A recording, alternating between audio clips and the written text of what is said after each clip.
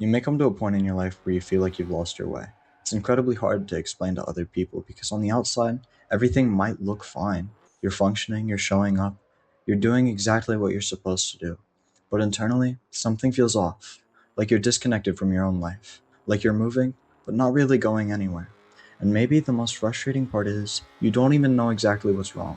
You just know this isn't it. And that feeling can be scary because we're taught that by a certain point in life, we're supposed to have everything figured out, a plan, a direction, a sense of purpose. So when you don't have those things, it feels like you failed somehow. But the truth is, feeling lost doesn't mean you failed. It usually means something in your life no longer fits who you are. Maybe you've outgrown a version of yourself.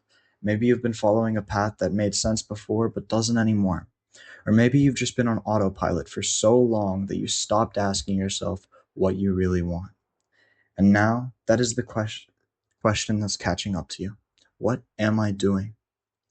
That question can feel overwhelming, so overwhelming that you avoid it. You distract yourself, you stay busy, you tell yourself you'll figure it out later, but the longer you ignore it, the louder it gets. Eventually, you can't pretend anymore. And that moment, as uncomfortable as it is actually important because it's the beginning of change. Most people think clarity comes first, like one day you'll wake up and suddenly know exactly what you're doing with your life, but that's not how it works. Clarity comes from movement and from trying things, from making mistakes, from paying attention to what feels right and what doesn't. You don't find yourself by standing still and overthinking every possibility. You find yourself by taking a step, and even when you're unsure. And it doesn't have to be a big step. In fact, it usually isn't. It's something small, something repeatedly. You have to say no to something that drains you. Decide to do something that interests you, even if it doesn't seem productive. Being honest with yourself and what you actually feel instead of thinking about what you should feel. These small moments matter more to you than you think because they start to reconnect you with yourself. And that's really what feeling lost is. It's not that you don't have a path, it's that you've lost connection with the person you're supposed to be walking it with. So the goal isn't to have everything figured out. The goal is to come back to yourself, to slow down your thoughts and to hear your own thoughts again. Not to ask yourself better questions, not what should I be doing with my life, but instead what matters to me right now. Not what will impress other people, but instead what feels meaningful to me. The answers might not be clear right away, and that's okay. You're not behind, you're just in a part of the process that most people don't want to talk about. The messy part, the uncertain part, the part where things don't make sense.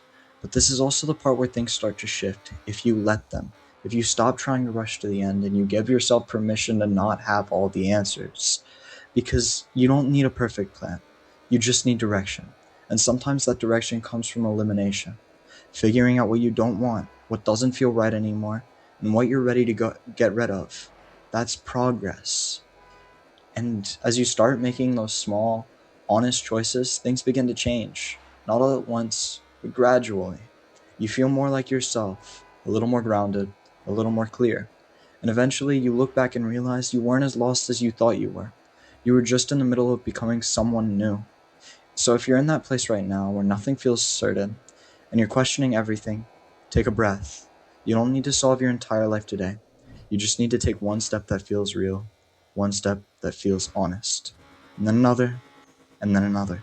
Because finding your way isn't about having all the answers, it's about being willing to keep going even when you don't want to, and trusting that over time, the path will start to reveal itself, one step at a time.